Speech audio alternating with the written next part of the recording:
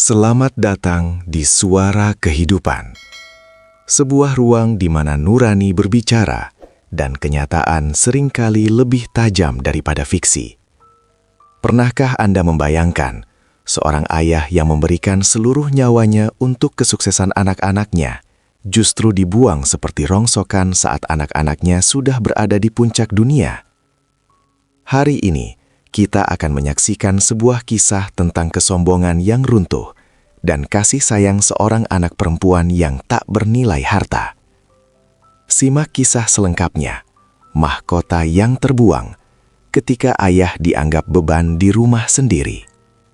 Sebelum lanjut, tulis di kolom komentar dari mana Anda menyimak cerita ini. Jangan lupa like dan subscribe Suara Kehidupan, agar kita saling berkembang bersama. Udara pagi ini terasa seperti sembilu yang menyapu pori-pori kulitku yang sudah keriput, membawa aroma tanah basah dan kesunyian yang mencekam. Di kamar berukuran 2x3 meter ini, aku duduk terpekur di tepi kasur yang sudah kehilangan empuknya, menatap sebuah jendela kecil yang kacanya sudah lama kehilangan beningnya. Debu-debu yang menempel di sana seolah menjadi saksi bisu. Bagaimana waktu perlahan-lahan menghapus keberadaanku di rumah yang dulu aku bangun dengan tetesan keringat di pelabuhan Kalimas puluhan tahun silam. Dari balik dinding kayu yang tipis ini, aku bisa mendengar tawa Aris, putra sulungku, yang sedang sarapan di meja makan mewah di dalam rumah utama. Suaranya lantang, penuh percaya diri, mencerminkan kesuksesan yang selalu aku banggakan di depan kawan-kawan lamaku dulu. Namun, entah mengapa, tawanya kini terdengar begitu jauh di telingaku.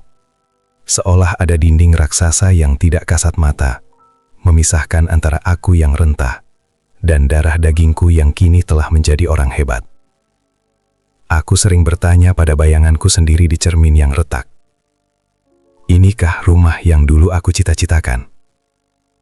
Tanganku yang gemetar meraba saku bajuku yang lusuh, memastikan sebuah kunci kecil masih ada di sana.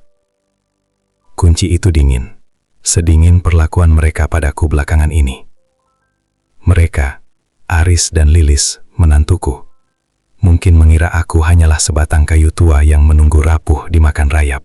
Mereka melihatku sebagai parasit, bayangan usang yang hanya bisa menghabiskan nasi dingin sisa semalam dan mengganggu pemandangan indah rumah minimalis mereka.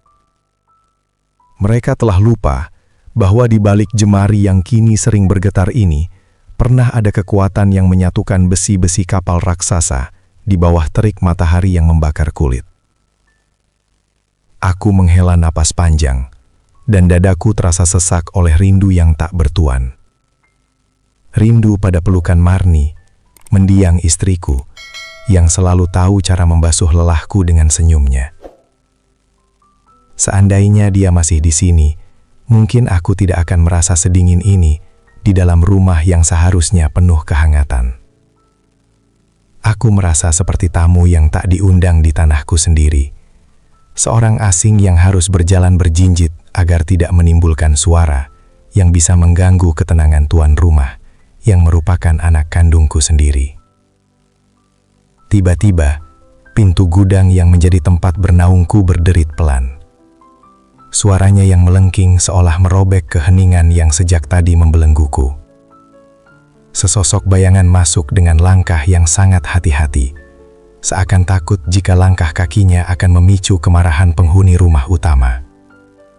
Itu Santi, putri bungsu kesayanganku. Wajahnya yang sederhana, tanpa riasan mahal seperti Lilis, selalu membawa seberkas cahaya di ruangan yang temaram dan pengap ini. Ia melangkah mendekat, matanya yang teduh menyapu sekeliling ruangan sebelum akhirnya tertuju padaku. Aku melihat ada genangan luka di sana, luka yang ia sembunyikan demi kekuatanku. "Bapak sudah bangun?" tanyanya pelan. Suaranya lembut seperti embun yang jatuh di atas daun. Di tangannya ada secangkir teh hangat yang uapnya menari-nari, dan sepotong kue pasar yang dibungkus daun pisang. Ia tidak kaya seperti kakak-kakaknya. Hidupnya pun pas-pasan. Tapi di matanya aku melihat diriku kembali menjadi seorang ayah yang utuh, bukan seorang pengemis yang meratapi nasib di sisa usia. Di matanya, aku melihat diriku kembali menjadi seorang ayah yang utuh, bukan seorang pengemis yang meratapi nasib di sisa usia. Santi duduk di atas kursi kayu tua di samping ranjangku. Jemarinya yang kasar karena terlalu banyak bekerja menggenggam tanganku dengan erat. Kehangatan teh yang ia bawa perlahan merambat ke telapak tanganku. Namun kehangatan dari tatapannya jauh lebih berarti. Ia adalah satu-satunya yang masih memanggilku Bapak dengan nada yang sama seperti saat ia masih kecil dulu. Nada yang penuh hormat dan cinta yang tak menunjuk apa-apa. Aku menyesap teh itu perlahan, membiarkan cairannya membasahi kerongkonganku yang kering. Santi, bukankah kau harus ke pasar pagi ini? Tanyaku pelan. Tak ingin ia kehilangan waktu berharganya hanya untuk mengurus raga tua yang kian merapuh ini. Ia hanya tersenyum tipis, sebuah senyuman yang lebih banyak menyimpan duka daripada kebahagiaan. Ia tahu betapa sulitnya aku bernapas di rumah ini, di bawah bayang-bayang kesuksesan Aris dan Bima yang seolah membutakan mata hati mereka. Sambil memandangi uap teh yang perlahan menghilang, pikiranku terbang kembali ke masa puluhan tahun silam, ke dermaga pelabuhan Kalimas yang bising. Aku melihat bayangan diriku yang masih muda, berdiri di bawah terik matahari yang menyengat, dengan topeng las yang menutupi wajah. Suara percikan api dan bau logam terbakar adalah napas hari-hariku. Saat itu, aku tidak peduli jika kulitku melepuh, atau punggungku serasa akan patah karena mengangkat lempengan besi raksasa. Di benakku hanya ada wajah Aris dan Bima yang sedang belajar di bawah lampu minyak, dan Santi kecil yang berlarian menyambutku pulang. Setiap lembar uang yang kuperas dari keringat dan luka, aku simpan rapat-rapat dalam kaleng bekas untuk biaya sekolah mereka. Aku ingin mereka menjadi orang hebat, orang yang tangannya bersih dari karat dan oli, orang yang duduk di balik meja kayu jati yang mengilap. Dan kini, cita-cita itu telah terwujud. Aris telah menjadi manajer dengan dasi sutra, dan Bima memiliki bisnis yang meluas hingga keluar kota. Namun ironisnya, tangan mereka yang kini bersih dan wangi tak lagi sudi menyentuh tanganku yang kapalan. Mereka seolah malu bahwa kemewahan yang mereka nikmati hari ini dibangun di atas tumpukan besi tua dan peluh seorang buruh las. Bapak melamun lagi. Suara lembut Santi membuyarkan kenangan pahit itu. Ia mengambil cangkir kosong dari tanganku dan meletakkannya di meja kecil yang kakinya sudah goyang. Aku melihatnya menyapu lantai gudang ini dengan sapu lidi yang sudah pendek, mencoba memberikan sedikit martabat pada ruangan yang lebih mirip tempat pembuangan ini. Setiap gerakan tangannya adalah bentuk pengabdian yang tak pernah ia suarakan dengan kata-kata. Namun teriakannya menggema di dalam lubuk hatiku yang paling dalam. Aku merasa bersalah pada putri bungsuku ini. Saat kakak-kakaknya merebut semua perhatian dan biaya sekolah dariku, Santi hanya mendapatkan sisanya. Namun, justru dari yang tersisa itulah, ia memberikan seluruh hatinya. Sedangkan mereka yang mendapatkan segalanya, kini hanya menyisakan sudut gudang pengap ini untukku. Aku memandangi telapak tanganku yang penuh guratan hitam permanen akibat luka las masa lalu. Karat ini mungkin bisa dibersihkan, namun luka di hati karena dilupakan oleh darah daging sendiri, sepertinya akan menetap selamanya. Tepat saat suara langkah kaki sepatu mahal terdengar mendekat menuju gudang, suasana di dalam ruangan sempit ini seketika berubah menjadi tegang. Santi segera berdiri, merapikan sedikit pakaiannya yang sederhana, sementara aku memperbaiki posisi dudukku agar tak terlihat terlalu lemah. Suara ketukan heels yang tajam dan dingin itu bukan milik Aris, melainkan Lilis, menantuku. Pintu gudang terbuka tanpa permisi, membiarkan cahaya terang dari lorong rumah utama menyerbu masuk, menyilaukan mataku yang terbiasa dengan remang-remang. Lilis berdiri di ambang pintu dengan tangan bersedekap, menatap sekeliling gudang dengan tatapan yang seolah sedang melihat tumpukan sampah yang belum dibuang. Wangi parfum mahalnya memenuhi ruangan, bertarung dengan bau kayu lembab dan aroma teh melati milik Santi.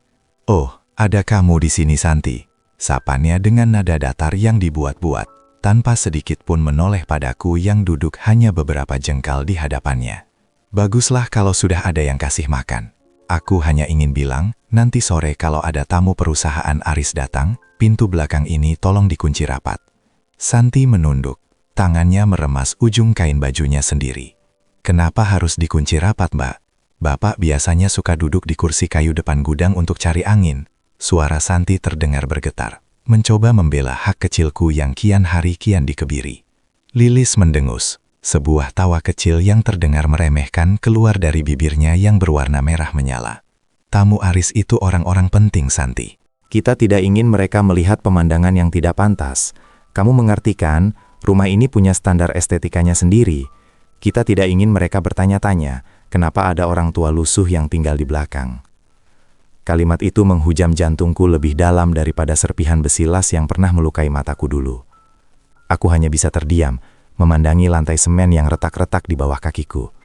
Aku ingin berteriak bahwa tanah tempat ia berdiri, dinding yang ia hiasi dengan lukisan mahal, dan kemewahan yang ia pamerkan adalah hasil dari setiap tetes keringat dan dagingku yang terbakar matahari pelabuhan. Namun lidahku keluh. Aku tidak ingin menambah beban di pundak Santi dengan perdebatan yang hanya akan berakhir dengan pengusiran yang belih kasar. Santi hendak membalas, namun aku segera memegang lengannya, memberinya isyarat untuk tetap tenang. Lilis kembali melirik jam tangannya yang berkilau emas, lalu berbalik tanpa sepatah kata pamit pun, meninggalkan aroma kesombongan yang tertinggal di udara. Langkah kakinya yang menjauh terdengar seperti hitungan mundur menuju hari-hari yang akan semakin gelap bagiku di rumah ini. Santi kembali duduk di sampingku. Matanya kini berkaca-kaca. "Maafkan mereka, Pak," bisiknya parau. Suaranya pecah seperti kaca yang jatuh ke lantai. Aku tersenyum getir, mencoba menguatkan hati yang sebenarnya sudah hancur berkeping-keping. Aku membelai kepala putriku, merasakan betapa tulusnya kasih sayang yang ia berikan, meskipun ia sendiri sedang terluka. Di dunia ini, ada orang yang kaya karena harta, namun miskin jiwa, dan ada yang hidup bersahaja, namun memiliki kekayaan hati seluas samudra. Aku memandangi jendela berdebu itu sekali lagi, menyadari bahwa penyamaranku sebagai orang tua yang tak berdaya ini mulai menguji batas kemampuanku untuk bersabar. Terutama saat aku melihat sebuah truk besar berhenti di depan rumah, membawa furnitur baru yang akan membuan sisa-sisa kenanganku. Truk itu menderu.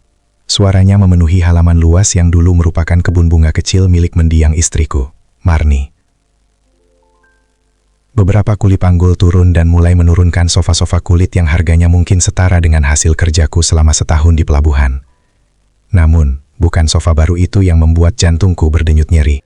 Aku melihat Lilis keluar dengan tangan menunjuk-nunjuk ke arah sudut gudang tempatku berada. Tak lama kemudian, Aris muncul, tampak gagah dengan kemeja kerjanya yang rapi. Tanpa permisi, mereka memerintahkan para kuli untuk mengangkut lemari kayu jati tua dari kamarku, satu-satunya benda yang tersisa dari mahar pernikahanku dengan ibunya. Lemari itu sudah kusam memang, tapi di dalamnya tersimpan aroma wangi pakaian Marni yang masih kusimpan rapat untuk mengobati rindu. "Aris, kenapa lemari ini dibawa keluar?" tanyaku dengan suara bergetar saat aku melangkah keluar dari pintu gudang.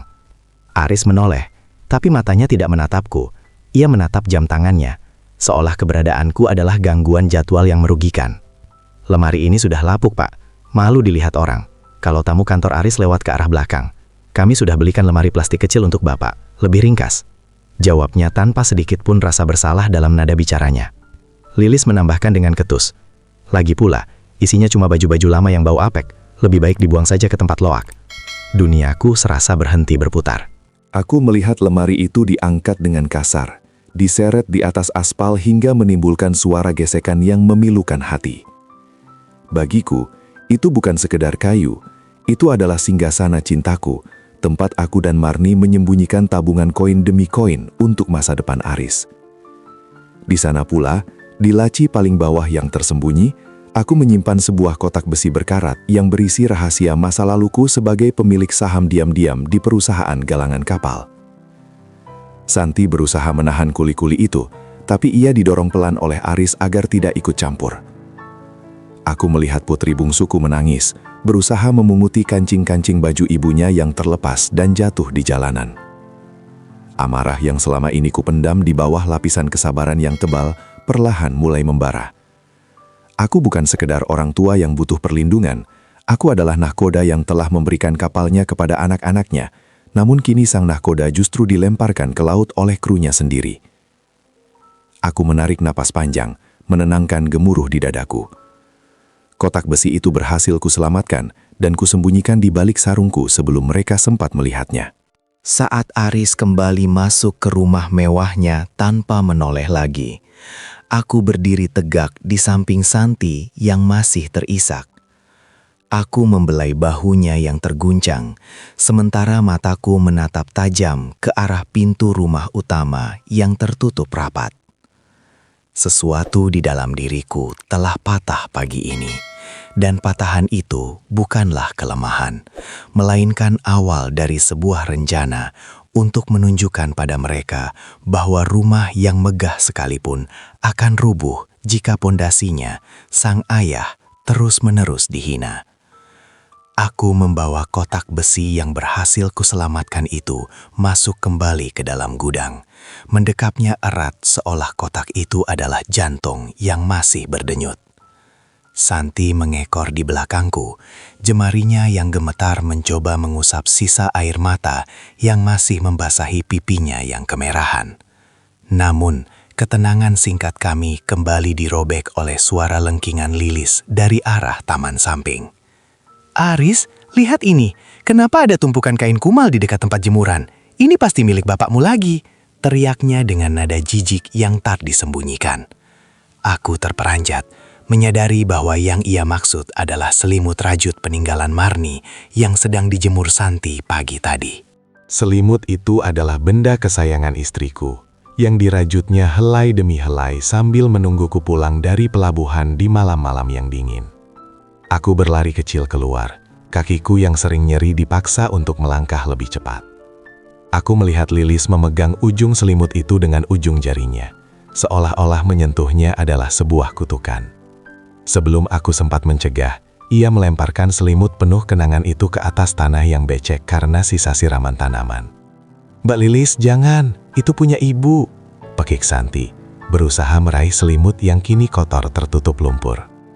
Santi bersimpuh, memeluk kain basah itu sambil menangis sejadi-jadinya, namun Lilis hanya mencibir. "Barang rongsokan begitu hanya jadi sarang kuman. Kalau mau disimpan, bawa ke rumahmu yang sempit itu. Jangan kotori pemandangan rumah ini." Melihat pemandangan itu, dadaku terasa seperti dihantam palu godam. Aris hanya berdiri di sana, di balik pintu kaca yang megah, menyesap kopinya tanpa ada niat untuk keluar dan membela martabat ibunya yang sedang diinjak-injak oleh istrinya sendiri. Ia melihat ke arah kami seolah kami adalah gangguan kecil di pagi yang cerah. Ia telah berubah total. Anak yang dulu menangis terseduh saat melihat tanganku terluka kena percikan las, kini bahkan tak sanggup untuk sekadar merasa iba melihat ayahnya dan adiknya dihina di depan mata. "Sudah, Santi, bangunlah," bisikku dengan suara yang jauh lebih berat dan dalam dari biasanya. Aku membantu putriku berdiri, mengabaikan tatapan sinis Lilis yang masih berdiri di sana dengan angkuh. Aku mengambil selimut berlumpur itu dari tangan Santi, merasakannya masih menyimpan sedikit kehangatan matahari pagi, meskipun kini telah ternoda. Di bawah tatapan meremehkan menantuku, aku menyadari bahwa kesabaranku bukanlah lagi sebuah kebijakan, melainkan sebuah pembiaran terhadap kezoliman. Aku menatap Lilis tepat di matanya, sebuah tatapan yang sudah lama tidak kutunjukkan. Tatapan sang nahkoda yang pernah memimpin ratusan buruh di galangan kapal. Lilis tampak sedikit tertegun, mungkin ia merasakan aura yang berbeda, namun kesombongannya segera menutupi rasa herannya. Aku berbalik, menuntun Santi kembali ke gudang belakang. Hari ini, mereka bukan hanya membuang barang, mereka telah membuang rasa kemanusiaan mereka sendiri. Dan aku tahu, saat malam nanti tiba dan tamu-tamu kehormatan Aris datang, aku tidak akan lagi bersembunyi di balik pintu yang mereka kunci rapat. Hari ini, mereka bukan hanya membuang barang, Mereka telah membuang rasa kemanusiaan mereka sendiri, dan aku tahu, saat malam nanti tiba dan tamu-tamu kehormatan Aris datang, aku tidak akan lagi bersembunyi di balik pintu yang mereka kunci rapat. Namun, raga tua ini rupanya tak sejalan dengan bara api di dalam jiwaku. Sore itu, langit berubah kelabu, membawa hawa dingin yang menusuk hingga ke sumsum tulang. Kepalaku terasa berat, berdenyut seirama dengan detak jantung yang kian tak beraturan, sementara dadaku mulai terasa seperti dihimpit bongkahan besi kapal. Aku ambruk di atas tikar tua di kamar belakang. Napasku memburu, tersengal di antara aroma lembab yang mengepung. Di luar, suara tawa riuh mulai terdengar, menandakan tamu-tamu penting Aris telah tiba. Aku bisa mendengar denting sendok yang beradu dengan piring porselen mahal, dan wangi masakan restoran berbintang yang mengudara. Sangat kontras dengan perutku yang hanya diisi sepotong kue pasar pemberian Santi pagi tadi. Dalam keadaan setengah sadar, aku meraih telepon genggam usangku, mencoba mengirim pesan singkat kepada Aris. "Leh, Bapak kurang enak badan. Boleh minta tolong ambilkan obat di kotak atas." Berjam-jam aku menunggu dalam remang, berharap pintu gudang itu terbuka, dan putra sulungku masuk dengan wajah cemas yang dulu selalu ia miliki.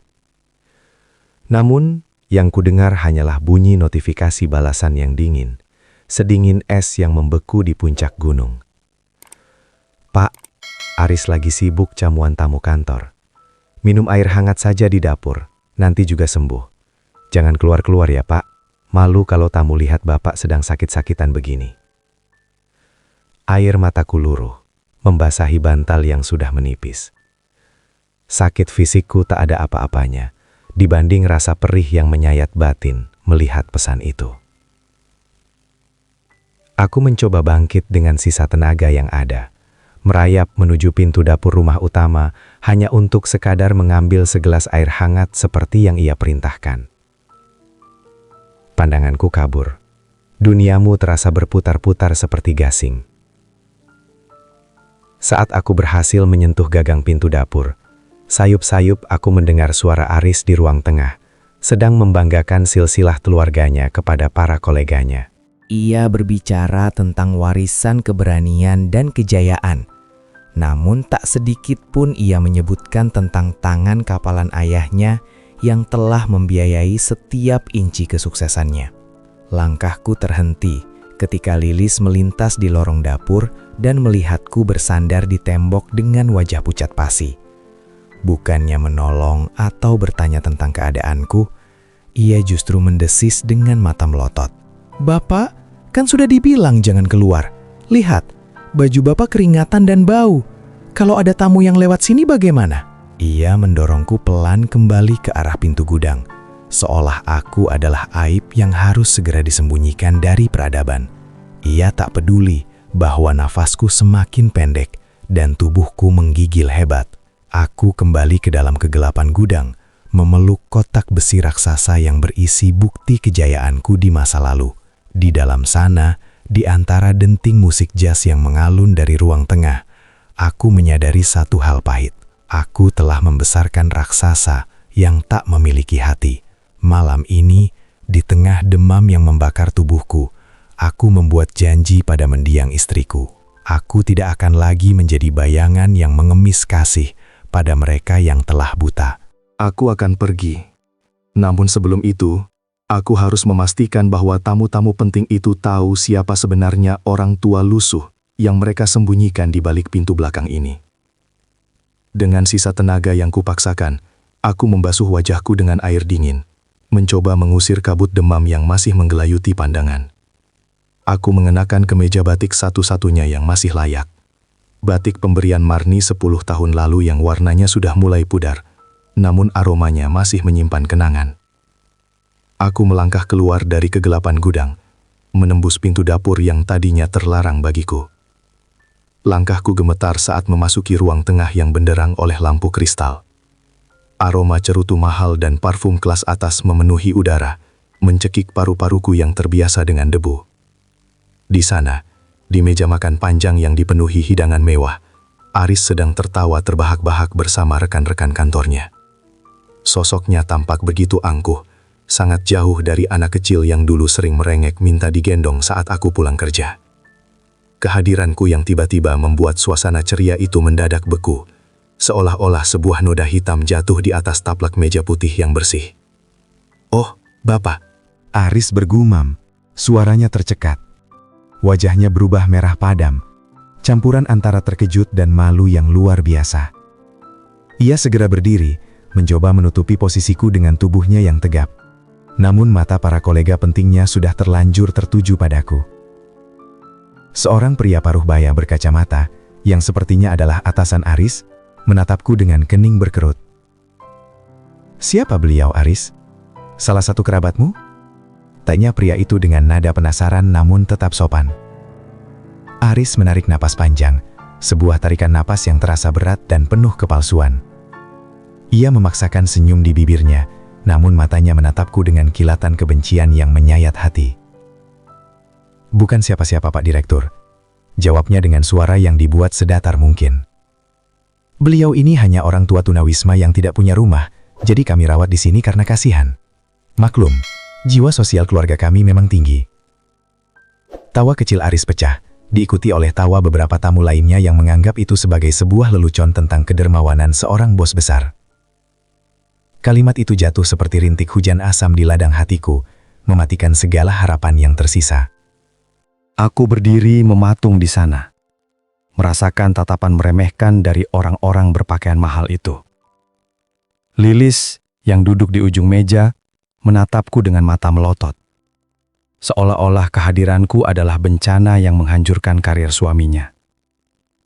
Aku tidak dianggap sebagai manusia, apalagi sebagai seorang ayah. Di rumah yang kubangun dengan tulang dan darah ini, aku hanyalah sebuah properti pameran untuk menaikkan citra anak berbakti yang palsu. Aku ingin sekali berteriak, menunjukkan sertifikat tanah yang masih atas namaku, atau menceritakan bagaimana aku pernah menyelamatkan nyawa Aris saat ia hampir tenggelam di dermaga. Namun, lidahku justru terkeluh oleh rasa kecewa yang luar biasa dalam. Aku hanya bisa menunduk, meremas cemariku yang kapalan di balik kain batik usangku. Sebelum Aris sempat memerintahkanku kembali ke gudang, pintu depan terbuka dan Bima melangkah masuk dengan wajah yang tegang, membawa map tebal yang seolah menjadi pertanda bahwa badai penghinaan ini baru saja dimulai. Ia tak mempedulikan suasana jamuan yang sedang berlangsung, bahkan tak melirik tamu-tamu penting yang menatapnya dengan heran. Matanya yang merah dan kantung mata yang menghitam menandakan ia sedang terjepit sesuatu yang besar. Tanpa menyalami kakaknya, ia langsung menghampiriku, mengabaikan fakta bahwa aku sedang berdiri gemetar di bawah tatapan menghina isi ruangan. "Bapak, syukurlah Bapak ada di sini," ujar Bima tanpa basa-basi. Suaranya parau dan tergesa-gesa. Ia membuka map itu di atas meja makan, menyingkirkan beberapa alat makan porselen hingga menimbulkan suara denting yang nyaring. "Bima butuh tanda tangan Bapak sekarang juga. Pinjaman Bank Bima macet, dan mereka butuh jaminan tambahan. Satu-satunya yang tersisa adalah sertifikat tanah ladang di Gresik itu. Hanya Bapak yang bisa menyelamatkan bisnis Bima." Ia menyodorkan selembar kertas bermaterai, seolah-olah hidupku hanyalah stempel untuk ambisinya yang gagal. Aku menatap kertas itu dengan pandangan nanar. Tanah di Gresik itu adalah sebidang lahan terakhir yang kupersiapkan untuk masa tua, tempat yang dulu ingin kujadikan kebun kecil, agar aku bisa menghabiskan sisa usiaku dengan tenang, tanpa harus menumpang pada siapapun. "Bima, itu satu-satunya milik Bapak yang tersisa." "Bapak sudah memberikan semuanya untuk sekolah kalian," bisiku lirih, berharap ada sedikit celah nurani di hatinya. Namun, Bima justru mendengus kasar. Wajahnya yang tadinya memohon, berubah menjadi keras dan menuntut. Aris yang merasa adegan ini semakin mempermalukannya di depan tamu kantor, ikut mendekat dan berbisik dengan nada mengancam di telingaku. "Sudahlah Pak, kasih saja ke Bima. Bapak sudah tua, buat apa punya tanah? Toh Bapak sudah kami kasih makan dan tempat tinggal di sini. Jangan jadi orang tua yang egois dan malah menyusahkan anak sendiri saat kami sedang berjuang di luar sana." Kalimatnya seolah-olah menyatakan bahwa keberadaanku di rumah ini adalah sebuah utang budi yang harus dibayar dengan seluruh sisa hidupku. Di sudut ruangan, aku melihat Lilis tersenyum sini sambil menyesap anggurnya, seolah sedang menonton pertunjukan drama kelas rendah yang menghibur. Sementara itu, tamu-tamu penting Aris mulai berbisik-bisik, menatapku seperti melihat barang rongsokan yang keras kepala.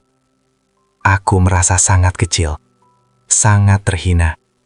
Dua anak lelaki yang dulu kusuapi dengan tangan ini, kini bekerja sama untuk mempreteli sisa-sisa martabatku. Mereka tidak butuh ayah. Mereka hanya butuh aset yang masih menempel pada nama ayah mereka.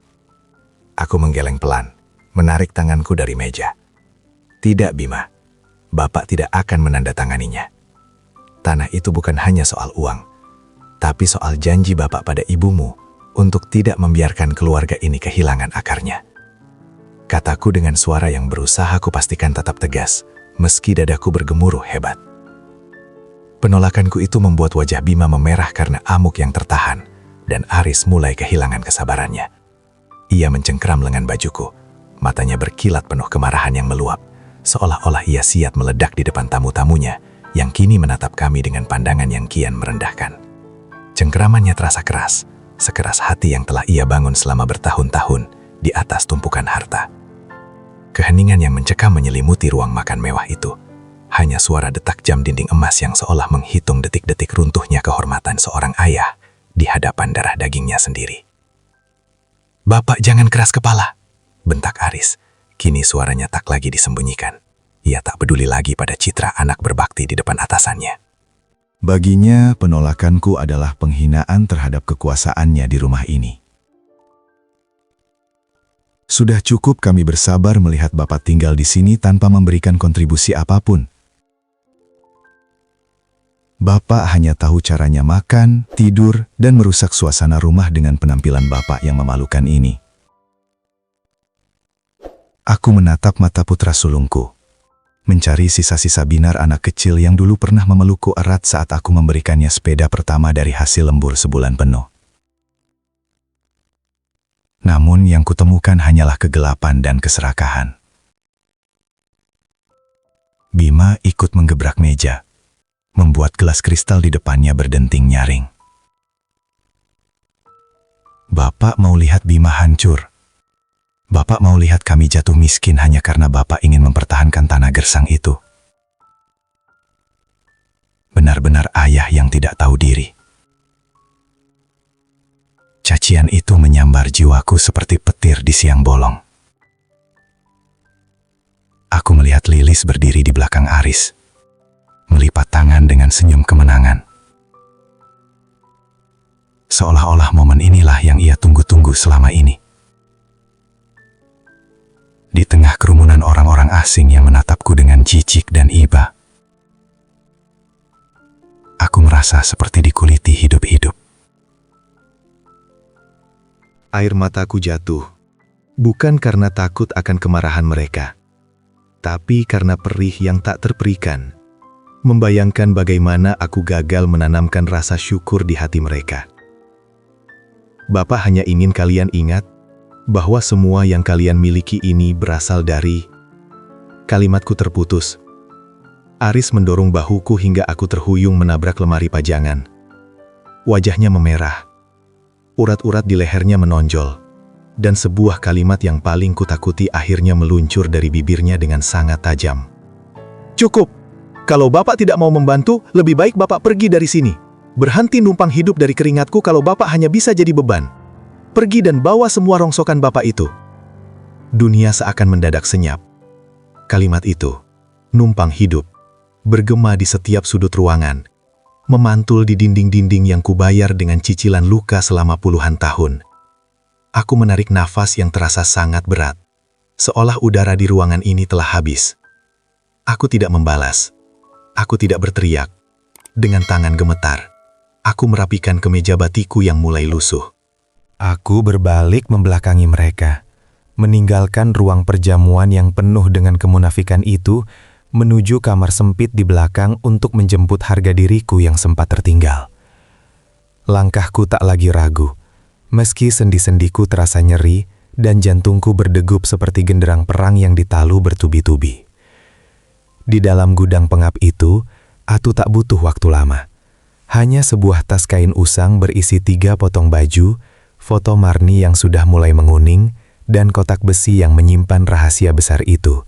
Seluruh hidupku kini meringkuk di dalam satu genggaman tangan yang gemetar.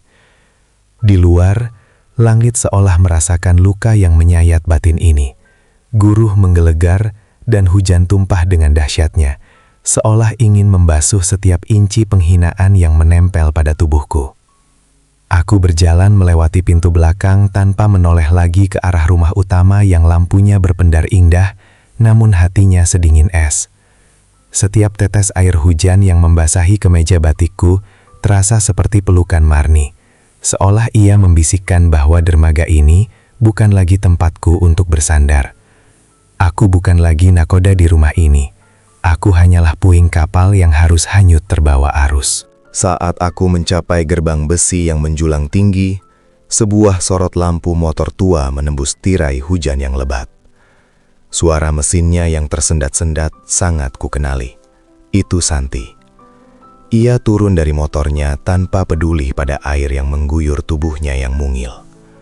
Begitu melihatku berdiri dengan tas usang dan wajah yang kuyup oleh air mata dan hujan, ia langsung berlari dan memelukku begitu erat. "Bapak," isaknya. Suaranya pecah di antara deru angin malam. "Ayo pulang, Pak. Ke rumah Santi saja.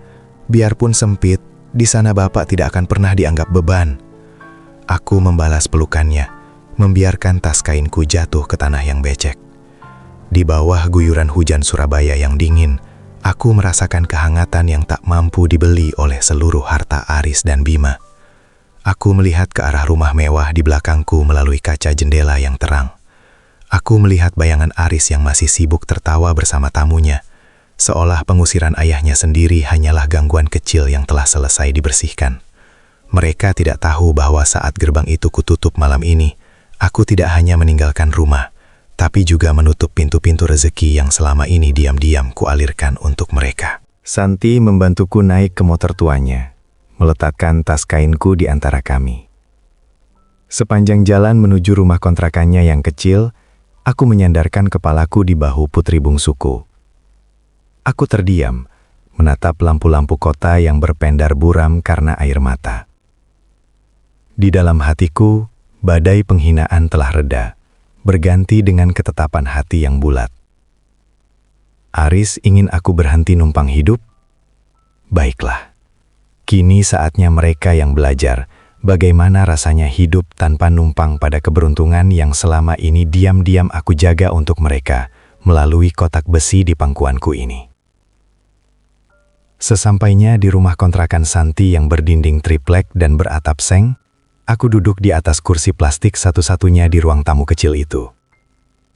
Santi segera memberikan handuk kering dan menyeduhkan segelas wedang jahe. Ia tidak bertanya mengapa aku pergi. Ia hanya menggenggam tanganku yang keriput dengan penuh kasih. Aku menatap kotak besi berkarat itu, lalu menatap Santi. "Duk," bisiku parau. "Besok. Tolong antar Bapak ke alamat yang ada di kertas ini. Sudah saatnya Bapak membuka kembali pintu yang sudah puluhan tahun Bapak kunci rapat-rapat," bisiku parau. Sementara jemariku perlahan membuka kotak besi berkarat itu di hadapan Santi. Di bawah temaram lampu bohlam 5 watt yang sesekali berkedip, isi kotak itu perlahan terungkap. Bukan emas batangan atau tumpukan uang yang terlihat, melainkan tumpukan surat saham lama yang sudah menguning, lencana kehormatan dari otoritas pelabuhan, dan sebuah stempel kuno yang masih menyisakan bekas tinta biru. Santi menutup mulutnya dengan tangan. Matanya membulat menatap lembaran-lembaran yang menyebutkan kepemilikan aset di sebuah galangan kapal besar di Gresik. Aku menghela napas, merasakan beban rahasia yang selama ini kupikul sendiri mulai terangkat sedikit demi sedikit. Dulu Bapak bukan hanya tukang lasdo. Bapak adalah salah satu pendiri bengkel kapal itu sebelum Aris dan Bima lahir. Bapak memilih menyembunyikan ini semua karena ingin melihat mereka tumbuh sebagai pejuang yang mandiri, bukan pemalas yang manja karena harta. kataku sambil mengelus permukaan stempel itu. Namun ironisnya, kemandirian yang kuharapkan justru berubah menjadi keangkuhan yang mematikan nurani mereka. Aku telah gagal membentuk hati mereka, meski aku berhasil membentuk masa depan mereka. Pagi harinya, aku tidak ingin membuang waktu. Meski tubuhku masih terasa agak kaku sisa demam semalam, semangatku sudah pulih sepenuhnya. Aku meminta suami Santi, menantuku yang bekerja sebagai kuli bangunan, untuk mengantarku ke alamat yang tertulis di kertas usang itu, sebuah kantor firma hukum lama di sudut kota Surabaya. Sesampainya di sana, aku berdiri di depan pintu kaca yang tinggi. Penampilanku masih sama, kemeja batik pudar dan sandal jepit yang bagian tumitnya sudah menipis. Penjaga gedung sempat menatapku ragu, namun saat aku menunjukkan lencana tua dari dalam kotak besi, ia segera membungkuk hormat dan mempersilahkanku masuk. Di dalam ruangan ber-AC yang dingin, aku bertemu dengan Pak Faruk, seorang pengacara senior yang merupakan sahabat lama mendiang istriku. Ia bangkit dari kursi kerjanya, menatapku dengan pandangan tak percaya sebelum akhirnya memelukku erat. "Mahfud, kamu masih hidup. Kami mengira kamu sudah pensiun total dan menghilang di masa tua yang tenang," serunya dengan suara bergetar. Aku tersenyum getir, duduk di kursi empuk yang terasa jauh lebih nyaman daripada kursi plastik di rumah kontrakan Santi. Namun hatiku tetap merasa asing di sini. Aku meletakkan kotak besi itu di atas mejanya yang bersih. Faruk, aku ingin mengaktifkan kembali semua hak administratifku. Aku ingin menarik seluruh dukungan dana diam-diam yang selama ini kualirkan ke perusahaan asuransi Aris dan bisnis logistik Bima. Kataku dengan suara yang tenang namun sedingin es. Pak Faruk terdiam. Ia menyesuaikan posisi kacamata di hidungnya, lalu menatapku dalam-dalam. "Kamu yakin, Mahfud? Itu berarti bisnis mereka akan mengalami guncangan besar. Mereka bisa kehilangan segalanya dalam hitungan minggu." Aku menatap ke arah jendela besar yang memperlihatkan gedung-gedung pencakar langit di kejauhan, menyadari bahwa salah satu dari gedung itu adalah tempat Aris bekerja. "Mereka bilang aku ini beban. Mereka bilang aku ini parasit yang menumpang hidup," bisikku pelan, namun setiap kata mengandung ketegasan nahkoda yang siap menghantam badai. Sekarang, aku ingin melihat bagaimana raksasa-raksasa itu berdiri tanpa pondasi yang selama ini mereka injak-injak. Aku tidak akan menghancurkan mereka, Faruk. Aku hanya akan membiarkan mereka merasakan arti dari hidup yang sebenarnya. Hidup tanpa perlindungan dari orang tua yang mereka buang. Kalimat itu menutup pertemuanku dengan pengacara lamaku, menandai babak baru dalam sisa usiaku yang tak lagi panjang. Namun, aku tak lantas pindah ke hotel mewah atau membeli mobil mengilap. Aku memilih kembali ke rumah kontrakan Santi, tempat di mana kasih sayang terasa jauh lebih nyata daripada tumpukan emas. Aku ingin menghabiskan waktuku di bengkel las kecil milik Santi yang terletak di depan gang, tempat yang lebih jujur bagi tanganku yang penuh kapalan. Pagi itu, aku mengenakan kembali baju kerja kelabuku yang sudah penuh tambalan. Aku mengambil stang las, menyalakan mesin yang menderu rendah, dan mulai menyatukan besi-besi rongsokan yang menumpuk di pojok bengkel. Di balik topeng pelindung, di tengah percikan bunga api yang menari-nari, aku merasa hidup kembali. Setiap kilatan cahaya biru itu seolah membakar sisa-sisa kesedihan yang ditinggalkan Aris dan Bima. Aku mengajari menantu bungsuku teknik las bawah air yang legendaris, sebuah keahlian langka yang dulu membuatnya disegani di seantero pelabuhan. Tanpa sepengetahuanku, Santi berdiri di kejauhan dengan mata berkaca-kaca, merekam momen itu melalui telepon genggamnya yang retak. Ia merekam bagaimana jemari tuaku yang gemetar berubah menjadi sangat presisi saat menyentuh logam, dan bagaimana wajahku tampak begitu damai di tengah kepulan asap. Ia mengunggah video itu ke media sosial dengan judul sederhana, "Ayahku, pahlawan pelabuhan yang tak pernah lelah meski dunia membuangnya." Dalam hitungan jam, video itu meledak. Ribuan orang tersentuh melihat seorang kakek bersahaja yang memiliki kemampuan setingkat ahli teknik internasional. Komentar-komentar mulai membanjiri. "Lihat teknik lasnya, itu bukan teknik sembarangan." Atau, "Di mana bengkel ini? Saya ingin belajar dari sang maestro." Tak hanya itu, beberapa mantan anak buahku dulu yang kini sudah menjadi petinggi di perusahaan-perusahaan besar mulai mengenali wajah di balik topeng besi itu. Mereka terkejut melihat nahkoda mereka yang hilang kini berada di sebuah bengkel kecil di gang sempit. Telepon Santi tak berhenti berdering. membawa tawaran kerjasama dan undangan untuk menjadi konsultan ahli. Namun, di belahan kota yang lain, video itu juga sampai ke layar ponsel Aris yang sedang duduk di kantor mewahnya. Ia sedang pusing 7 keliling karena tiba-tiba saja semua investor utamanya menarik diri tanpa alasan yang jelas, membuat perusahaan asuransinya diambang kolaps. Saat ia melihat video ayahnya yang viral, bukannya rasa bangga yang muncul, melainkan rasa malu yang semakin meradang. "Lihat ini Lilis, Bapak benar-benar mempermalukan kita. Sekarang semua orang tahu kalau dia jadi tukang las di bengkel kumuh," geramnya sambil membanting ponsel ke meja jati. Aris tidak menyadari bahwa belahikan modal besar-besaran yang dialaminya adalah efek domino dari instruksiku kepada Pak Faruk.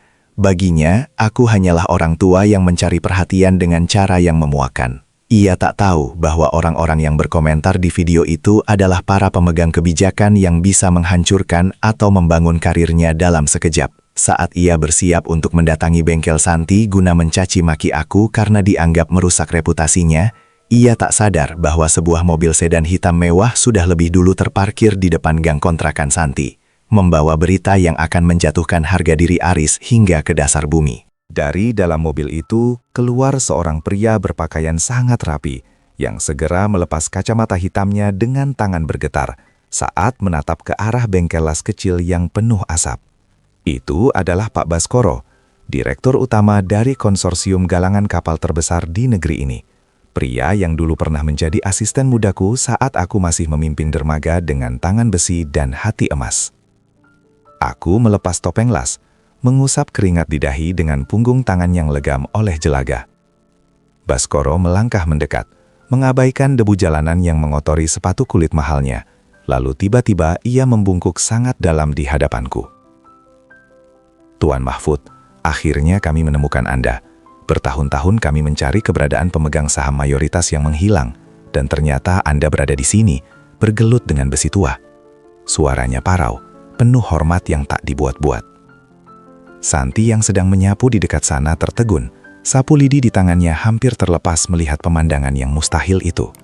Saat itulah, mobil Aris mengerem mendadak tepat di belakang sedan mewah Baskoro. Aris keluar dengan wajah merah padam. Langkahnya menghentak penuh amarah, diikuti Lilis yang memandang jijik ke arah gang kumuh kami. "Bapak, apa-apaan ini? Berhenti membuat konten sampah dan mempermalukan nama baikku!" teriak Aris dari kejauhan, bahkan sebelum ia sampai di depan pintu bengkel. Ia begitu buta oleh amarahnya hingga tidak menyadari siapa pria yang sedang membungkuk di depanku. Langkah Aris mendadak goyah saat ia melihat wajah Pak Baskoro, orang yang selama ini ia kejar-kejar untuk memohon pinjaman modal guna menyelamatkan perusahaannya yang mulai pailit. Pak Baskoro, sedang apa Anda di tempat kumuh ini?" tanya Aris dengan suara yang tiba-tiba mengecil, nyaris seperti cicit tikus. Baskoro berdiri tegak, menoleh ke arah Aris dengan tatapan dingin yang belum pernah kulihat sebelumnya. "Tempat kumuh? Kamu baru saja menyebut rumah dan bengkel milik pimpinan tertinggi kami sebagai tempat kumuh, Aris?" Duniaku terasa seperti berputar saat melihat wajah Aris berubah pucat pasi, seketika kehilangan seluruh warna hidupnya. Ia menatapku, lalu menatap Baskoro, dan beralih ke kotak besi yang kini diletakkan Santi di atas meja kerja kayu yang penuh oli. "Pimpinan Tertinggi? Bapak?" Gumamnya tak percaya.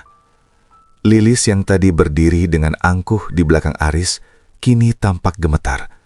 Ia mencoba bersembunyi di balik punggung suaminya, seolah ingin lenyap dari muka bumi. Kesombongan yang mereka bangun selama bertahun-tahun runtuh hanya dalam satu kalimat.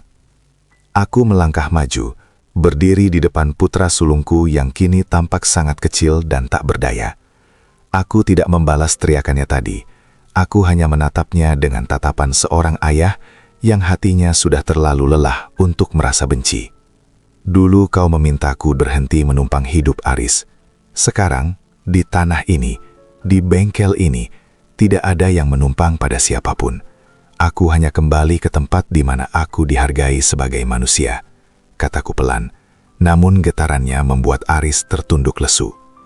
Di saat yang sama, sebuah pesan masuk ke ponsel Aris, memberitahu bahwa seluruh aset perusahaannya telah dibekukan karena penarikan dana mendadak dari investor utama, yang tak lain adalah aku sendiri.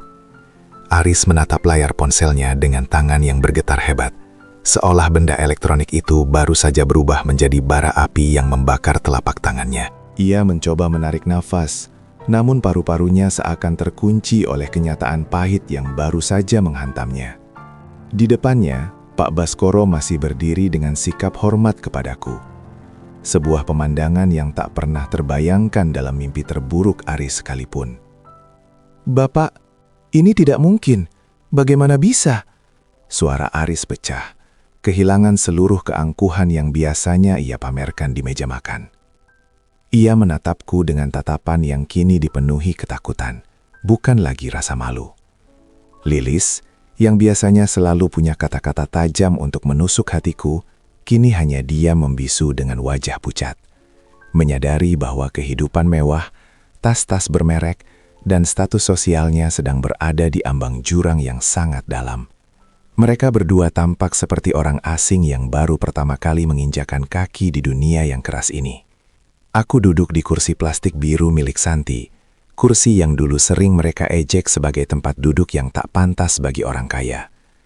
Aku menatap mereka berdua, lalu beralih ke arah Bima, yang baru saja sampai dengan mobilnya, tampak sama kalutnya setelah menerima kabar bahwa jaminan banknya ditolak mentah-mentah. "Duduklah," kataku dengan suara yang tenang, namun memiliki wibawa seorang nahkoda yang sedang menenangkan badai di tengah laut. "Di rumah kontrakan yang sempit ini, mari kita bicara sebagai manusia, bukan sebagai pengusaha dan bebannya." Bima dan Aris duduk di hadapanku dengan kepala tertunduk, sementara Santi berdiri di sampingku, memberikan dukungan melalui sentuhan tangannya di bahuku. Aku mengeluarkan sebuah map hitam yang baru saja diberikan oleh Pak Faruk tadi pagi. "Kalian selalu merasa bahwa kesuksesan kalian adalah hasil kerja keras kalian sendiri. Kalian merasa aku hanyalah parasit yang menempel pada kejayaan kalian. Aku memulai. Setiap kata yang kuucapkan terasa berat memenuhi ruangan. Maka aku telah mengabulkan keinginan kalian. Aku sudah menarik semua perlindunganku. Sekarang kalian benar-benar berdiri sendiri. Aku memberikan mereka dua pilihan yang sangat sulit. Pilihan pertama, aku bisa saja memulihkan semua aset kalian. Tapi kalian harus menyerahkan seluruh kendali perusahaan kepada Santi. Dan aku akan menempatkan kalian sebagai pegawai rendahan, untuk belajar kembali arti menghargai keringat orang lain. Atau pilihan kedua, aku menjeda sejenak, memandang wajah-wajah yang kini tampak sangat rapuh itu. Kalian pergi dari sini. Jalani hidup dengan sisa apa yang kalian punya. Dan jangan pernah lagi menyebut namaku, jika hanya untuk kepentingan martabat palsu kalian. Keheningan yang mencekam kembali menyelimuti kami. Hanya suara mesin las yang sesekali berderit dari kejauhan yang memecah suasana. Aris dan Bima saling berpandangan, menyadari bahwa dunia yang mereka banggakan telah runtuh dalam semalam, karena tangan yang dulu mereka usir dengan hinaan. Pilihan ini bukan sekedar soal harta, tapi soal membunuh ego mereka yang sudah setinggi langit. Di saat mereka sedang bergulat dengan pikiran masing-masing, terdengar suara kerumunan wartawan yang mulai berdatangan ke depan gang, mencari tahu kebenaran tentang miliarder di bengkel las yang sedang viral, membuat Aris dan Bima menyadari bahwa pelarian mereka sudah tertutup sepenuhnya. Mereka terperangkap di antara sorot kamera yang mencari kebenaran dan kenyataan pahit bahwa ayah yang mereka buang adalah pemilik kunci dari seluruh napas ekonomi mereka. Aris mencoba menutupi wajahnya dengan tangan, sebuah gerakan refleks dari seorang pria yang biasanya dipuja-puji, kini merasa telanjang di bawah penghakiman publik. Hari-hari berikutnya terasa seperti mimpi buruk yang tak berujung bagi kedua anak laki-lakiku. Penarikan seluruh dukunganku melalui Pak Faruk bukan sekedar gertakan. Itu adalah bedah total atas segala kepalsuan yang mereka bangun. Satu persatu, kemewahan yang mereka banggakan mulai dipreteli oleh hukum yang mereka anggap bisa dibeli. Rumah mewah dengan lampu kristal itu kini dipasangi garis pengaman karena sengketa aset. Mobil-mobil mengilap diangkut oleh pihak bank. Dan yang paling menyakitkan adalah saat Lilis harus menyerahkan perhiasannya hanya untuk sekedar menutupi biaya operasional yang macet. Aku mengamati semuanya dari jauh, dari teras kecil rumah Santi yang kini mulai sering didatangi orang-orang yang tulus ingin belajar, bukan sekedar menjilat. Aku mendengar kabar bahwa Aris kini tinggal di sebuah kamar sewaan yang sempit, tempat yang bahkan lebih buruk daripada gudang belakang yang dulu ia berikan padaku. Bima pun sama. Bisnis logistiknya yang angkuh itu kini hanya menyisakan tumpukan hutang dan wajah-wajah kecewa para karyawannya. Mereka yang dulu berteriak padaku untuk berhenti numpang hidup, kini harus belajar bagaimana caranya sekadar mencari sesuap nasi tanpa bantuan nama besarku. Pernah suatu sore, aku sengaja berjalan melewati pasar tempat Santi biasa berjualan kue. Di sudut jalan yang berdebu, aku melihat sosok yang sangat kukenali. Itu Aris. Ia berdiri dengan kemeja yang sudah kumal, tampak canggung menawarkan jasa pengantaran barang kepada para pedagang. Wajahnya yang dulu selalu tegak menantang dunia, kini tertunduk dalam-dalam, menghindari tatapan setiap orang yang lewat. Tak ada lagi aroma parfum mahal, yang ada hanyalah bau keringat dan debu jalanan. Bau yang dulu selalu menempel pada tubuhku saat aku membesarkannya.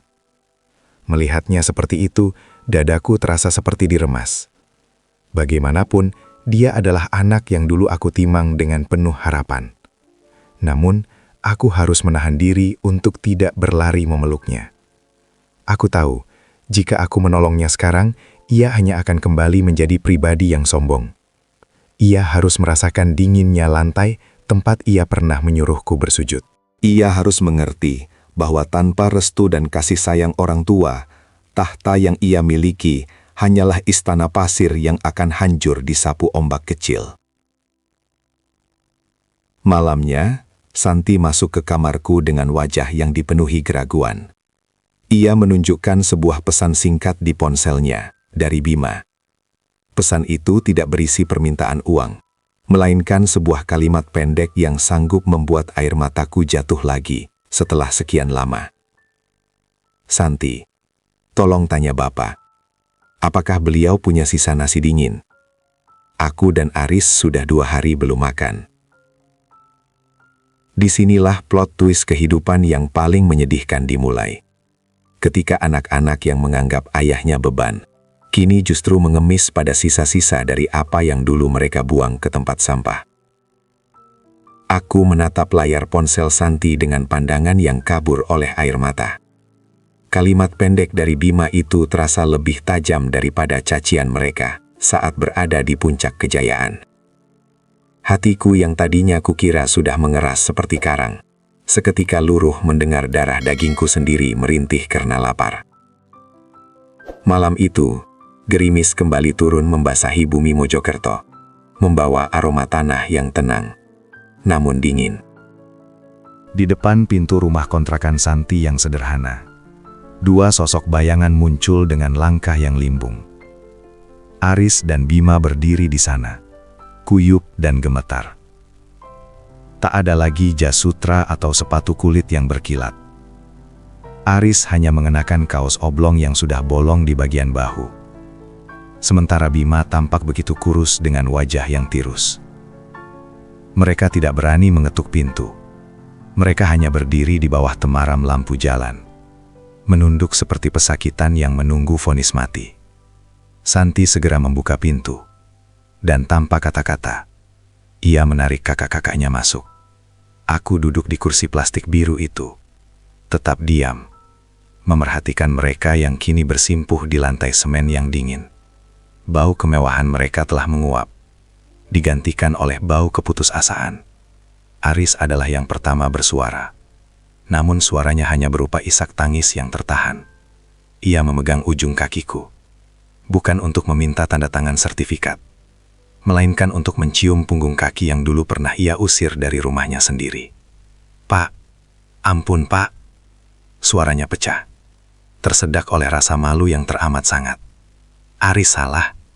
Aris buta. Aris mengira harta adalah segalanya, sampai Aris lupa bahwa tanpa Bapa, Aris bukanlah siapa-siapa. Bima pun ikut bersimpuh di sampingnya, air matanya jatuh membasahi lantai semen. Mereka yang dulu berebut harta, kini berebut untuk mendapatkan satu kata maaf dari ayah yang telah mereka lukiti batinnya setiap hari.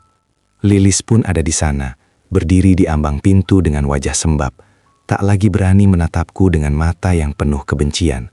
Santi meletakkan 2 piring nasi dengan lauk tempe dan sambal di depan mereka. Makanan yang dulu mereka anggap sebagai makanan kasta rendah. Dengan tangan gemetar, Aris dan Bima makan dengan sangat lahap. Seolah itu adalah hidangan paling mewah yang pernah mereka cicipi seumur hidup. Aku melihat pemandangan itu dengan sesak di dada. Ternyata benar, Tuhan memiliki cara yang sangat rahasia untuk mematahkan kesombongan manusia. Mereka harus kehilangan segalanya untuk menyadari bahwa satu-satunya yang tersisa dan tidak akan pernah meninggalkan mereka adalah kasih sayang seorang ayah yang mereka anggap beban. Aku mengulurkan tangan, membelai rambut Aris yang kini sudah mulai memutih karena tekanan hidup. "Makanlah, Le, habiskan," bisikku pelan. Aku tidak ingin menghujat mereka lagi. Luka di hati mereka sudah cukup dalam sebagai hukuman. Namun, meskipun aku memaafkan, aku belum bisa mengembalikan apa yang telah hilang. Aku ingin mereka tahu bahwa pengampunan itu gratis, namun kepercayaan harus dibangun kembali dari nol. Malam ini kalian tidur di sini, di atas tikar ini. Rasakan bagaimana Bapak tidur selama berbulan-bulan di gudangmu, agar kalian mengerti bahwa kenyamanan bukan terletak pada empuknya kasur, melainkan pada jernihnya nurani. Kata-kataku menyapu ruangan itu seperti angin malam yang sunyi namun menenangkan. Aris dan Bima hanya bisa mengangguk pasrah, meringkuk di atas tikar pandan yang tipis di sudut ruang tamu Santi. Untuk pertama kalinya dalam bertahun-tahun, aku melihat mereka tidur tanpa gelisah karena urusan saham atau ambisi, meski air mata masih menyisakan jejak kering di pipi mereka yang kusam. Keesokan harinya, suasana rumah Santi menjadi sangat sibuk. Pak Faruk datang bersama beberapa asistennya, membawa koper kulit yang tampak sangat kontras dengan dinding triplek rumah ini. Tak lama kemudian, beberapa perwakilan dari otoritas pelabuhan dan notaris negara juga hadir, membuat para tetangga di gang sempit itu berbisik-bisik penasaran. Aris dan Bima berdiri di pojok ruangan, tampak canggung dan malu dengan pakaian pinjaman dari suami Santi, sementara Lilis tertunduk lesu di samping mereka, kehilangan semua binar kesombongan yang dulu ia agungkan. Pak Faruk membuka sebuah map berlapis beludru hitam di atas meja kayu yang beralaskan taplak lusuh. Hari ini, di hadapan saksi dan keluarga, saya akan membacakan ketetapan akhir dari Tuan Mahfud mengenai pengelolaan aset grup Galangan Surya Nusantara. Suara Pak Faruk menggema, tegas dan berwibawa. Aris dan Bima saling lirik. Aku tahu mereka mengira aku akan membagi harta itu, atau justru menghapus nama mereka selamanya. Namun, sebuah plot twist besar telah kusiapkan. Sesuatu yang tidak pernah terlintas di benak mereka yang hanya memuja materi. Seluruh kepemilikan saham mayoritas dan aset tanah, termasuk rumah mewah yang saat ini disita, secara sah telah dialihkan kepemilikannya kepada Yayasan Kasih Marni yang diketuai oleh Ibu Santi. Lanjut Pak Faruk. Aris dan Bima terperanjat. Namun kejutan sebenarnya belum selesai. Namun, Tuan Mahfud memberikan mandat khusus. Aris dan Bima diperbolehkan kembali bekerja di perusahaan, bukan sebagai direktur, melainkan sebagai buruh kasar di bagian bengkelas selama 2 tahun penuh. Gaji mereka akan dipotong untuk membayar hutang-hutang mereka kepada para karyawan yang sempat mereka telantarkan. Mendengar itu, Aris jatuh terduduk. Ia yang dulu merasa tangannya terlalu suci untuk menyentuh mesin, kini harus kembali ke titik nol. Kembali ke percikan api yang dulu membiayai sekolahnya. Aku berdiri, mengambil stang las tuaku, dan menyerahkannya kepada Aris. Dulu, Bapak membangun masa depan kalian dengan alat ini.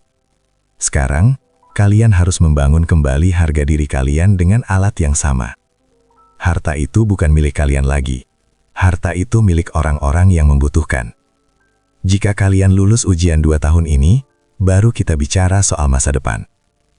Aris menerima stang las itu dengan tangan bergetar. Lalu ia menatapku dengan tatapan yang berbeda. Bukan lagi tatapan penuh tuntutan, melainkan tatapan penuh rasa hormat yang tulus.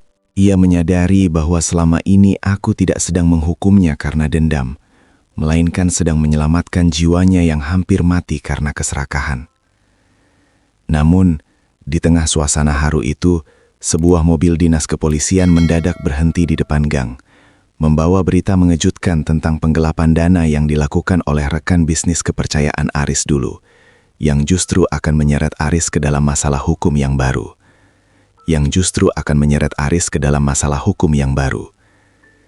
Dua orang petugas berseragam melangkah masuk ke dalam rumah Santi, menunjukkan surat panggilan paksa atas nama Aris, karena keterlibatannya dalam skandal pencucian uang yang selama ini disembunyikan oleh tangan kanannya. Wajah Aris yang tadinya mulai menunjukkan secercah harapan, seketika berubah menjadi sepucat kain kafan. Ia jatuh bersimpuh di kaki petugas, suaranya tercekat tak mampu mengeluarkan pembelaan diri. Lilis menjerit histeris, menyadari bahwa penderitaan mereka ternyata belum mencapai dasarnya. Di sisi lain, Bima hanya terpaku, menyadari bahwa badai kesombongan yang mereka tanam dulu kini sedang menuai petir yang bisa menghanguskan segalanya. Semua mata kini tertuju padaku. Sang ayah yang memegang kunci untuk menyelamatkannya dengan kekuatan uang dan pengacara handal. Pak Faruk mendekat, berbisik di telingaku dengan nada yang sangat serius. Mahfud, jika kamu menggunakan pengaruhmu sebagai pemilik saham mayoritas, kita bisa menyelesaikan ini secara perdata dalam hitungan jam. Aris tidak perlu masuk penjara. Tapi, jika kamu membiarkan ini berjalan, Pak Faruk tidak melanjutkan kalimatnya. Namun aku tahu apa maksudnya. Ini adalah pilihan paling sulit yang pernah kuhadapi seumur hidupku. Menyelamatkan anakku dari jeruji besi, atau membiarkannya merasakan konsekuensi hukum dari kebutaannya selama ini. Aku menatap Aris yang kini menangis terseduh-seduh, memohon ampun kepadaku sambil merayap di lantai. Bapak, tolong Aris, Pak. Aris tidak tahu apa-apa soal penggelapan itu. Aris hanya menandatangani dokumennya, rintihnya dengan suara yang memilukan. Aku memejamkan mata sejenak, membayangkan wajah Marni di dalam gelapnya pikiranku. Aku teringat bagaimana aku selalu melindungi mereka dari kesulitan kecil sekalipun di masa lalu, yang mungkin justru menjadi alasan mengapa mereka tumbuh menjadi orang yang lemah secara moral. Dengan napas yang berat, aku berdiri dan menatap petugas polisi itu dengan tegas. "Bawa dia," kataku singkat. Suaranya dingin namun bergetar hebat. Keputusan itu membuat seisi ruangan terkesiap. Santi memegang lenganku, mencoba memprotes, namun aku memberikan isyarat untuk diam. Aris harus belajar bahwa tanda tangan yang ia gunakan untuk mengusir ayahnya dan meremehkan orang kecil memiliki tanggung jawab hukum yang nyata. Aku tidak akan menyogok hukum hanya untuk menutupi kelalaiannya. Saat Aris digiring keluar menuju mobil polisi dengan tangan terborgol, ia sempat menoleh ke arahku sekali lagi. Di matanya, tak ada lagi kemarahan. Yang ada hanyalah penyesalan yang sangat dalam dan sebuah kesadaran bahwa kali ini ayahnya tidak akan menjadi tameng bagi kesalahannya. Aku berdiri di depan pintu rumah kontrakan Santi, memperhatikan mobil polisi itu menjauh di gang yang sempit, sementara hujan gerimis mulai turun kembali, seolah ikut meratapi kehancuran seorang anak yang terlambat sadar.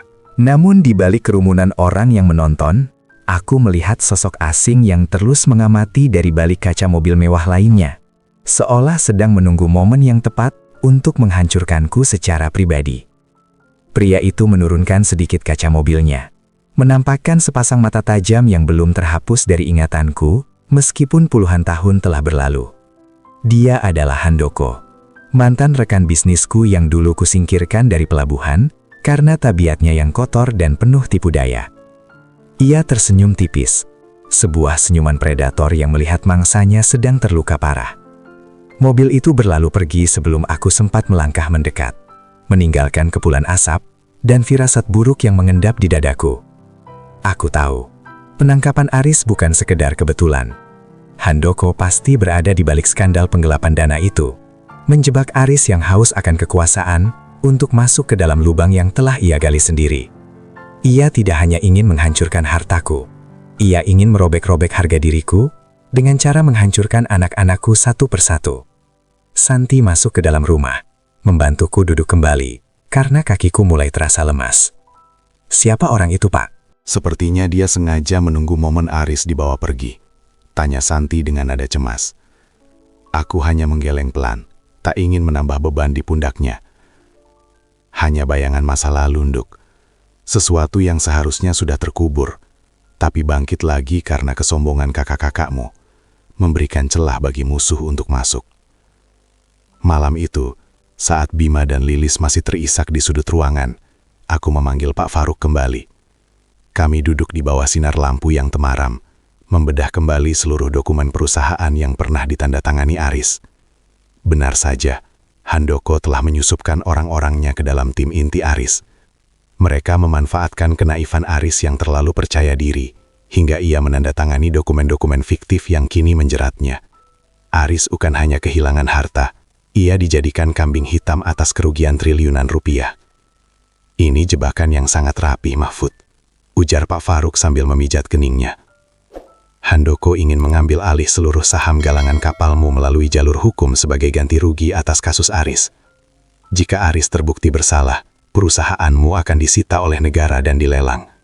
Dan Handoko sudah siap membelinya dengan harga murah. Aku terdiam, menatap stanglas di sudut ruangan.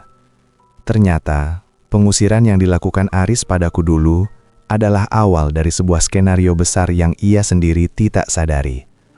Aku berdiri, melangkah menuju jendela dan menatap langit Mojokerto yang gelap. Aku menyadari bahwa membiarkan Aris di penjara mungkin adalah pelajaran moral yang baik. Tapi jika aku diam saja, seluruh warisan yang kupersiapkan untuk Santi dan masa tua kami akan jatuh ke tangan orang yang jahat. Aku harus bertindak, bukan sebagai ayah yang lemah dan pemaaf, tapi sebagai sang maestro pelabuhan yang dulu pernah menaklukkan badai di laut lepas. Besok, aku tidak akan lagi memakai baju lusuh.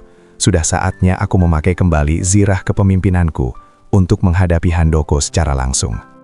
Pagi yang berkabut itu, aku berdiri di depan cermin retak di rumah Santi. Aku mengenakan setelan jas hitam yang sudah bertahun-tahun tersimpan rapi di dalam kotak besi. Jas yang dulu kugunakan saat meresmikan dermaga pertama kami. Meskipun tubuhku kini lebih kurus, pundakku tetap tegak. Aku melihat pantulan seorang pria yang telah kehilangan segalanya, namun mendapatkan kembali jiwanya. Santi menatapku dengan bangga, sementara Bima dan Lilis hanya bisa terpaku melihat aura wibawa yang selama ini mereka abaikan dari sosok ayah yang mereka remehkan. Langkahku mantap saat memasuki lobi gedung Becakar Langit Galangan Surya Nusantara. Para karyawan yang tadinya sibuk berbisik tentang jatuhnya Aris mendadak hening. Mereka seolah melihat hantu dari masa kejayaan perusahaan ini kembali berjalan di atas lantai marmernya. Di ruang rapat utama, Handoko sudah duduk di kursi pimpinan dengan kaki menyilang, dikelilingi oleh jajaran pengacara liciknya. Ia tertawa meremehkan saat melihatku masuk. "Wah, nahkoda tua sudah turun gunung. Mau menyerahkan surat penyerahan aset atau mau mengemis pengampunan untuk anakmu yang tidak becus itu, Mahfud?" ejeknya dengan nada pongah. Aku tidak membalas provokasinya. Aku duduk tepat di seberangnya, meletakkan sebuah map tipis di atas meja kaca yang mahal. Aku tidak kesini untuk mengemis, Handoko. Aku kesini untuk mengingatkanmu tentang aturan laut. Jangan pernah mencoba menenggelamkan kapal jika kau sendiri tidak tahu cara berenang, kataku dengan suara berat yang menggetarkan ruangan. Aku membuka map itu, berisi bukti aliran dana gelap yang dilakukan Handoko ke rekening pribadinya melalui perusahaan cangkang di luar negeri. Bukti yang berhasil dikumpulkan Pak Faruk dalam semalam dengan bantuan koneksi lama di otoritas pelabuhan. Wajah Handoko yang tadinya merah padam karena tawa seketika berubah pucat. Ia tidak menyangka bahwa orang tua lusuh yang ia remehkan masih memiliki taring di dunia intelijen bisnis. Jika dokumen ini sampai ke meja penyidik siang ini, bukan hanya Aris yang akan bebas karena menjadi korban penipuan, tapi kau yang akan membusuk di penjara seumur hidupmu, lanjutku sambil menatapnya tajam. Handoko gemetar. Ia menyadari bahwa seluruh rencananya untuk merampas hartaku telah hancur total di tangan nahkoda yang ia kira sudah karam. Setelah drama di kantor pusat berakhir dengan kemenangan mutlak, aku kembali ke rumah Santi. Sore itu, Aris dibebaskan karena bukti-bukti baru menunjukkan ia hanya pion yang dijebak. Aris, Bima, dan Lilis berlutut di halaman rumah kontrakan yang sederhana itu, menangis sejadi-jadinya di bawah kaki bapaknya. Mereka tidak lagi bertanya soal warisan atau rumah mewah. Mereka hanya ingin dimaafkan. Aku memandang mereka dengan rasa syukur yang mendalam. Bukan karena harta yang kembali, tapi karena hati anak-anakku yang akhirnya pulang ke rumah yang sebenarnya. Kini, aku duduk di kursi kayu di depan bengkel La Santi, ditemani secangkir teh hangat dan senyum manis putri bungsuku. Perusahaan besar itu tetap kuserahkan pengelolaannya kepada para profesional di bawah pengawasan Santi. Sementara Aris dan Bima benar-benar menepati janji mereka untuk bekerja sebagai buruh las dari bawah demi menebus dosa. Aku telah kehilangan rumah mewahku, namun aku mendapatkan kembali keluargaku. Di sisa usiaku, aku menyadari bahwa warisan terbaik bukanlah tanah atau emas, melainkan ketulusan kasih yang tidak akan pernah karam oleh badai apapun. Harta bisa dicari, tahta bisa dibangun kembali, namun seorang ayah hanya ada satu dalam satu kehidupan. Kisah hari ini mengingatkan kita bahwa restu orang tua adalah pondasi terkuat dari setiap keberhasilan. Jangan sampai kita baru bersujud meminta maaf saat mereka sudah tak lagi mampu membelas pelukan kita. Aris dan Bima harus kehilangan segalanya untuk menemukan kembali hati mereka. Semoga kita tidak perlu mengalami kehancuran yang sama untuk belajar tentang arti menghargai. Jika kisah ini menyentuh hati Anda atau mengingatkan Anda pada seseorang yang luar biasa, jangan lupa untuk klik subscribe dan nyalakan lonceng notifikasinya di kanal Suara Kehidupan. Tulis di kolom komentar pelajaran apa yang paling berharga bagi Anda dari kisah Pak Surya hari ini. Bagikan video ini kepada keluarga atau sahabat Anda, karena satu pesan kebaikan mungkin bisa menyelamatkan satu hubungan yang sedang retak. Terima kasih telah mendengarkan, sampai jumpa di kisah inspiratif berikutnya.